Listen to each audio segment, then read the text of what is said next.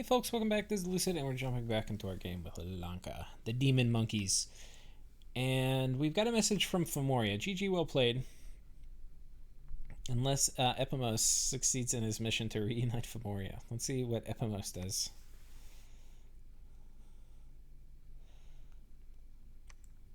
Sally forth, brave Epimos. Oh gosh. This does not look good for Epimos. Oh no. He gets battered in the head with a mace. Rest in peace. Here we are attacking... Oh, he actually has a lot of PD. I'm kind of glad I sent that thug. I could have lost the Sacred or two if I didn't send him in. Because he's not going to give a shit about this PD. Yoink, yoink, yoink, yoink, yoink, yoink, yoink, yoink. Yeah. Excellent. We found a treasure. Unfortunately, it was guarded by a monster. We got a sling of accuracy. These are actually kind of interesting. I figured out they don't actually remove a weapon slot, but you get a range slot. So kind of interesting for that. Rawhide shield, okay. But we get assassinated by a Tomb King here. Which is odd. I guess it can smite. But we are a Rakshasa. Though if we're in a casting battle, that may not be the most excellent.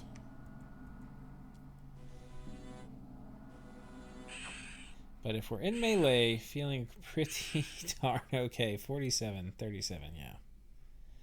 It's a little dangerous while we were sitting there trying to cast spells at him. We got some Earth Gems, very nice, and we got a new famous hero. Heroic Battle Prowess.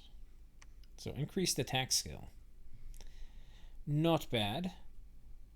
And here we see a throne guarded by Cynocephalian warriors. So probably no slouches. We'll have to see what's happening over there. We should one turn pop this fort, though. Because it's only 100 wall strength, and we're moving in 198 siege defense. We've gone ahead and templed Formoria. And yeah, we are not a nation that needs to snowball. You can. Right? Lanka, you can totally play where you build a ton of sacreds and you just snowball. There's some things I don't want to do about it. Like, I don't really want to make an incentive for the ocean people to attack me. Whoever that is, because we can see a war raging. I really wish I had amphibious scouts I could send underwater. I could get black servants. I don't have it researched, but...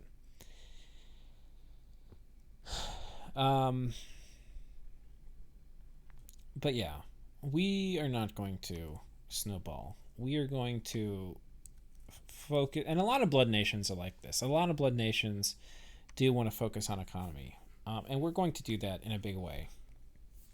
Like this gold event we got. I think we had another one or two last turn. We're going to be building palisades here. We're going to be building them here. Now, I think when I did the national overview, I had talked about maybe having a land of two cities. Or like two very different tiers of provinces. Rich provinces over 10,000 population, I would fort and we'd do blood fecundity in and make the population grow and very happy and make a lot of money. And everything else, we were going to blood hunt to the ground, and then once it was blood hunted to the ground, we would turn it into ghouls and put them back inside the forts. So we probably will still do some of that. I want to see, we have the rebirth mod on, how it interacts with very heavy blood hunting. It's possible we might just, like, there might be some equilibrium state that gets reached at around 2,000 population or 1,500, where we just keep blood hunting it and get like a trickle of like 10 blood slaves a turn. I don't have any idea if it will work that way. But anyway, we'll probably consider it. If that doesn't work, then we'll probably go ahead and ghoulify it, stick everybody inside the forts, and just move on to blood hunt somewhere else. But after not too long, we're going to need to, because we're going to burn our lands to the ground. Everything that is not a big, beautiful high-income province, like these three are so valuable. I've got this whole corridor of just valuable provinces right here. And this one. So we're going to be forting all of that. We're going to be forting the throne too. I don't think we're doing it quite yet. We're going to go ahead and be claiming it, get that bonus growth. I got my profit here last turn. Unfortunately, one of the things I didn't mention was in fighting Formoria, we ended up getting a limp. Which means we're basically not very mobile on the map anymore. We're only 14 map move. So it's a bit of a zinger, but this came from just fighting all the air elementals. You know, we got trampled. We were also a lower base HP pool fighting an enemy dominion, so it means we're more likely to get afflictions. All that stuff. So yeah. Forts coming up. More amulets of the dead being made. Blood hunting going.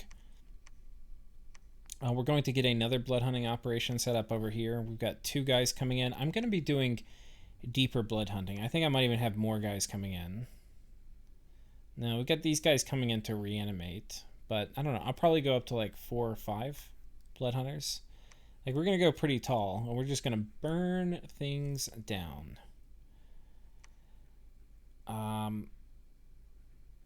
We're making a ring of levitation. I forget what that's for. Oh, this is for Oceania. Oceania commissioned me to make a ring of levitation. Anyway, upwards and onwards. Turn 48. Or 28 coming up. We got 28 Earth Gems from Atlantis. I forget what I sent them. I think I sent this was for water. And coming over here, we kill a bunch of ghouls. Forget what this was. Oh yeah, this was underground. We took our thug who was here, moved him over here. We can see that this throne province, which used to be filled up with Cynocephalian warriors, is surprisingly vacant with an elf flag here. So there's probably a shit ton of elves in this province. I feel pretty confident we could probably fight a bunch of elves here, but you never know. Especially if they rout our commander. We're bringing in some additional blessing reinforcements. And then this guy who's coming in is also going to help storm the fort. But if the elves do attack, I want to make sure I can get, almost everybody blessed. I don't think they're going to, but you never know. I don't have a nap with these guys. And we're going to be storming the fort. Blessing, blessing, blessing, hold an attack. Nothing fancy. We're going to be site searching here. And you can see we still have all this land never got taken. These are the original Indies over here. Formoria and I got locked in a war a bit too quickly. So we're going to come over here, take some of these. I need to go ahead and ping this on a turn or two, and we'll see what's inside. Meanwhile, fort's coming up. I'm going ahead. I went ahead and built a lab here so I could go ahead and start recruiting crystal sorceresses. I want to go ahead and start spamming out. I think, yeah, we went ahead and made a pit stop for arcane probing, which is evocation 3. It also gives us some decent things we can do with air, like mist, if somehow we find ourselves fighting a bunch of crossbows. And shockwave. Always good to have access to. Anyway. Yeah.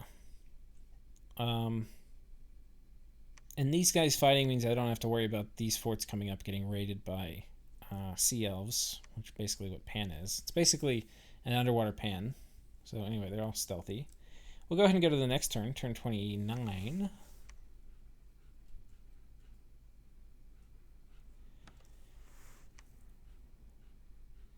Got some gems from Oceania. This is for the Ring of Levitation.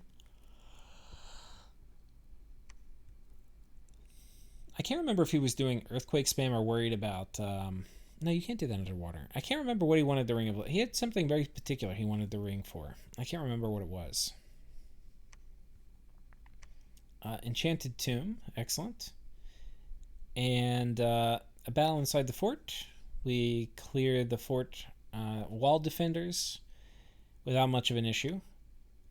Bad event. Minus 10 income. Shit. Get attacked by Vanham. I wonder where this is. I probably should... Yeah. Wherever these bad events start happening, especially like minus income, even better to blood hunt. So anyway, we'll be doing that. And what's nice is because we've got the Throne of Gaia now, all our lands have that beautiful growth 3 in them, even though we went complete Hellbliss. We made a hammer last turn, and we're making another one this turn with those gems we got last turn from Atlantis. And so yeah, we made our first hammer. We're using our first hammer to make our second. And after that, I want to go site search these mountains over here with Snooki, because she's Earth 5. Hopefully we can find a few Earth sites. And then with that, we can probably go do, I don't know, we might pick up Gnomelore, we might not. But I'd like to get a trickle of Earth income. We're really going to need hammers. It's one of the really nice things about having Earth on your god as Lanka, because otherwise you really just get no Earth access. We potentially can have a tiny bit of Earth access through these wonderful, wonderful people. These Son of Cephalian Shamans. Probably one of the better indie mages you can find in early age. Because it can fix so many different path issues you have. Like, it can give you cross paths. It can give you, air, which is a rare type, earth, which is a rare indie type, astral, which is a less rare, but, whatever. And then potentially 2 nature, which is not something you see often on mages. So anyway, pretty stoked about finding those. And yeah, so we're here. We're going to build a temple inside this fort. We're going to go ahead and site search. And basically, we're going to slow take these provinces and stuff over here with site searching as we go. Now, I had been moving, and you can see some of this. I'm giving you kind of like delayed reporting. I had moved my next swath of cap-only sacreds down here. And we have been positioning them to go attack this throne. My crippled prophet, or my limped prophet, I have made winged shoes for him, because that's something we can do a construction for. And now he's going to be able to fly around wherever he wants very quickly, which is going to be really nice, because now I don't have to worry about getting all these guys blessed. Divine Blessing, hold an attack closest. 2 thugs. We are going to wipe that stuff out. Back at Lanka, I think I turned off production for this turn because I was busy doing infrastructure, which, that's greedy. But I've also turned off all of my Recruit Anywhere production of Sacreds. And that is probably not going to come back on for the rest of the game. We're at we're at Blood 4, so I don't know if we're doing it here this turn, but we've got a Shadow Imp coming in. I'm going to have more scouts. We're going to get these Blood Slaves out of here, and we're very, very quickly going to switch into pretty heavy Rakshasa Warrior production, which is not greedy. So the greedy part is making the mages a little bit instead of the sacreds. And if like Satis were to attack me right now, or if Vanheim were to attack me, I would probably turn back on sacred production. But whereas that's not happening, we are going to continue focusing on building labs and temples and forts, getting a shit ton of mages, and making Rakshasa warriors and Long Dead. So anyway, that's that. Did we find any sites? An Enchanted Tomb, +1 death. Let's take a look at our gem income. We're at 2 fire, 9 air, which is very nice. 4 water, which is quite nice. 12 nature, and 9 death. Very good. We're at like 4 death not very many turns ago. So we've had a lot of good luck site searching. And then 12 nature is phenomenal. So yeah, let's go ahead and go to turn 30, and we'll get to see this throne battle. And you can see we're starting to catch up. I'm only like 10 turns ahead of this. We got some more. I think maybe I traded fire for earth with Macone. Now, I haven't really talked about what's been going on in other parts of the world. So it's probably good I do that. Over here, so let's talk about where all the other nations are. So this is Satis. Satis is basically about this big. So they're not tiny. They're pretty medium-sized. They're probably one of the bigger players. I mean, they're not big, but they're probably top of middle of the pack. Vanheim is like right here. So Vanheim is probably one of the bigger players right now. They're probably not as big as me, but they're probably like position 2 or 3 in terms of size. Macone is quite big. Macone, because this was where a nation sometimes spawns, but didn't because we had one too few nations. So Macone is like this, and they have attacked Niflheim, or Niflheim attacked them. Anyway, they've been at war with Niflheim, and I think Niflheim has squarely lost the war. And some of that actually is funny. It had to do with we have better arena on, and one of the problems with better arena is you can get really game break. Like you could get a gate stone or something stupid, right, which would just allow you to win the game. You can also get really powerful artifacts like, a ring of wizardry or horror harmonica or a friendship hat. Anyway, Macone, when they won the arena way back when, they got a friendship hat. And they have been using that apparently to very good effect against Niflheim. They've stolen a Scrotty, some other things. And apparently they've now had, on top of Niflheim, a major fight, which they probably wouldn't have won without the friendship hat. But anyway, Niflheim is now basically busted. So Macone is like this. Something like this. Over here is Arcocephale. So Arcocephale is right here. And over in this portion of the map is Ubar. Right? So Ubar is like right down here. And they've been fighting with Arcocephale. And I think this has been Ubar slightly winning, but not decidedly. And Ubar's been using a lot of seducers and just stealing all of the Arcocephale mages. So it's probably pretty frustrating. And because the seducers are the corruptors, like the Shaitans, because they're invisible, you can't actually patrol them out with a lot of normal units. So it's very difficult to counter. Like, even if you patrol, you can't get rid of them. And the Shaitan apparently, and I didn't really know this, but they have a very strong seduction mechanic. They are going to, especially versus low morale mages, they're going to seduce them without even a combat the majority of the time. Not like a 1 in 10 chance, kind of like it has been with like a Dryad. No, they're going to get them a lot of the time. Sorry. Anyway, so powerful mechanic. These guys are fighting. Over here is Helheim, and Helheim is like right here. And I think they're eyeing Macone, but we'll see what happens. So anyway, that's kind of a Diplo update. Unfortunately, we have claimed the throne of Gaia, and we have lost this province to the forces of nature. We've managed to hold this one. I don't know if I did quite enough PD in all my provinces. Some have 6. A lot of times what you do is if the throne of Gaia gets claimed, you want to do 10 PD everywhere. Some things it's still not going to be enough to hold. And you definitely want to make sure, like, this is a mistake. Like, this isn't just, like, not good. This is, like, a hard mistake. If Throne of Gaia gets claimed, you do not want to do 10 PD. You want significantly more than that. In a province, you're building a 410. Like, probably, like, 15 or 20. Or you have some way to defend it, right? Because, anyway, would not be good. Okay. Making our Dwarven Hammer.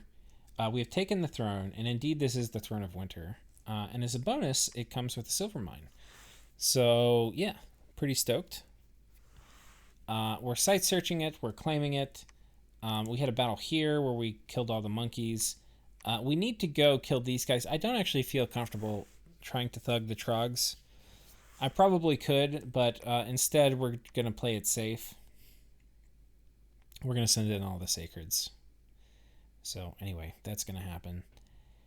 And then, I think our next objective is going to be taking this. And I think we're going to take it. I don't think I've started it yet. We're going to...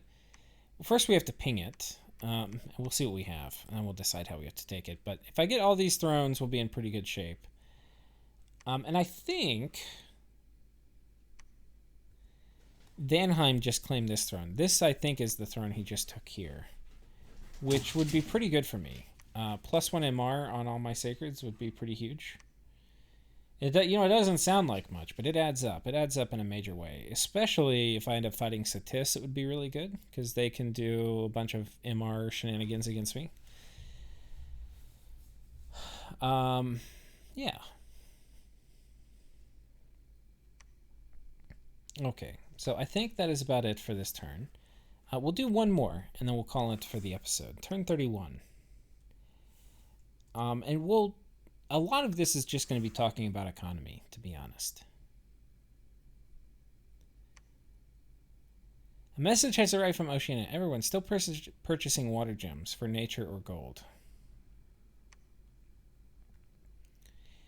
One thing that we notice is there is an auspicious lack of Atlanteans on top of this fort.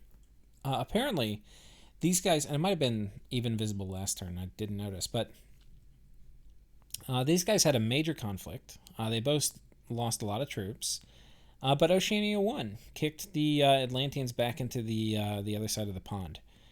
So I don't really have a huge stake in who wins. I probably would rather, in the long run, Atlantis wins, because I think it's easier for me to deal with super combatants and Atlanteans than it is for me to try to deal with seducers and stealthy troops. So I'd be fine if Atlantis wins in the long run, but them not winning quickly is certainly something that doesn't bother me at all. That said, we've been trading a lot of our water gems to Atlantis, so and it hasn't been a secret either. I've kind of offered to both of them, and whoever responds first or whatever I send them to. I suppose if I were terribly aggressive, I could try to get a favorable deal, like trade, somebody wanted to give me a better than a 1-to-1 rate. Anyway. Okay, so we found an enchanted tower, which is pretty nice. We got Ferris, this guy, the Iron Wizard. So he's site searching, which is kind of nice. Gives us a bit of a trickle of Earth income. And then he'll also search for Astral, which is going to be nice. We do have some Crystal Mages who've been popping out. So they're going to walk around and go prime the pump for Astral. Once we get a little bit of Pearl income, we'll be able to drop Arcane Probing everywhere, find all the sites. We found a magic site here, Shrine of the Outcast. This is a little interesting. You can enter to summon Foul Spawn. A priest, no less. I guess I could get... I haven't even done this in the game. I guess I could do that with like a Rocktopata or an Indie Priest. And then 3 magic sites here. We found the Slaughterhouse, where we can enter to summon a Ghoul...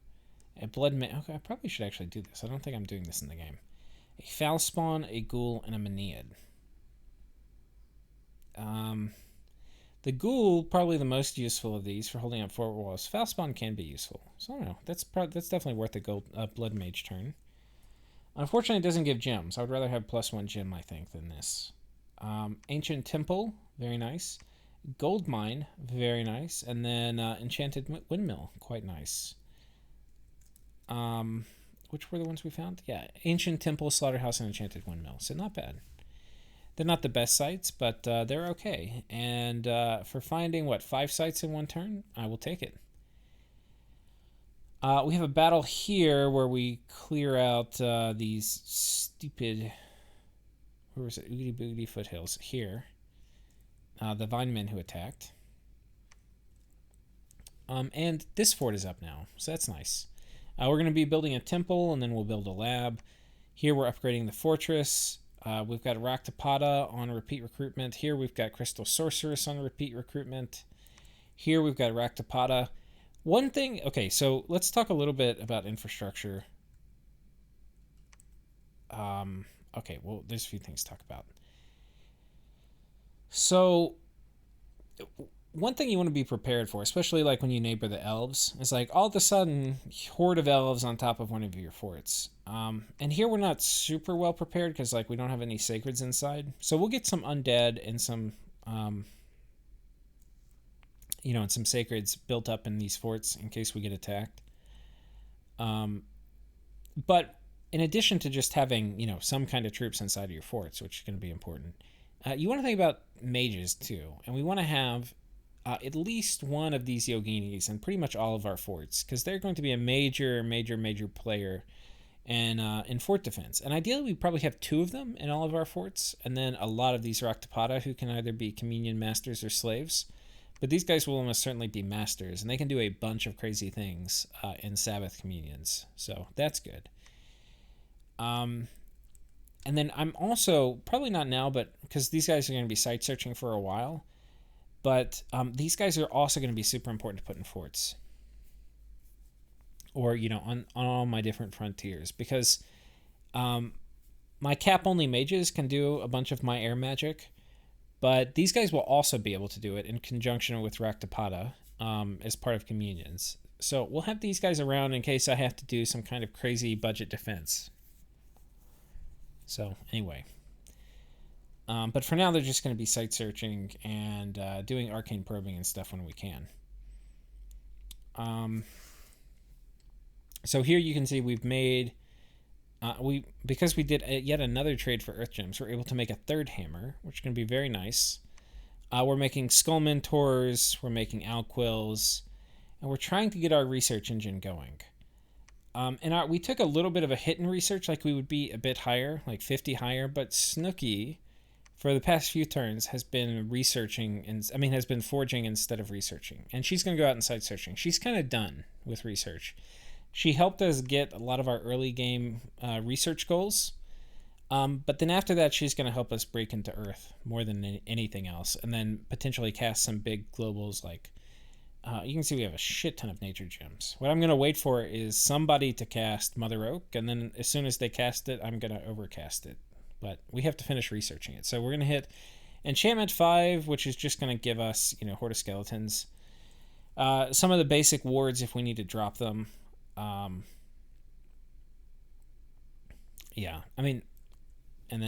Mostly just Horde of Skeletons. Which Yogini with Raktapada slaves can do a lot of skelly spam, even with just like 2 Yogini. So defending a fort can be pretty good, especially if they don't have flyers. So yeah, we're going to finish Enchantment 5. We're going to make a pit stop for Alt 5 so we can drop Mother Oak if we need to. Also gives us Wooden Warriors if we're fighting dudes with magic weapons that do not have fire magic. And then after that, we're going to head for Enchantment 7 if we can. So that is the plan. Sanguine Dowsing Rods. We're going to get, we're going to blood hunt all of this, just about. Everything that's not forted back here. We're going to be making some scouts here. I like these Marcata scouts because they're cheap. I could do the imps, but I don't know. We're going to get some Marcata scouts. Save a tiny bit of money. We could be getting mages. And there's probably a strong argument for getting mages and just getting these Atavi chieftain. But we're going to be super duper frugal, and we're not going to get the Atavi chieftain. We're going to get the cheaper Marcata. Because right now too, we're like super duper gold constrained, trying to get all this infrastructure up. But I know, I can afford with what I currently have to have all the forts I'm building producing mages, nonstop. So I want to, even if we have to do some things like this, which are greedy, like, make Marcata scouts. I know we're going to be able to be making mages out of all these forts, and we're not overbuilding. Which a lot of times you see like a Hellblessed nation with this many forts, you would be thinking they're overbuilding, but they're not. Or in our case, we're not.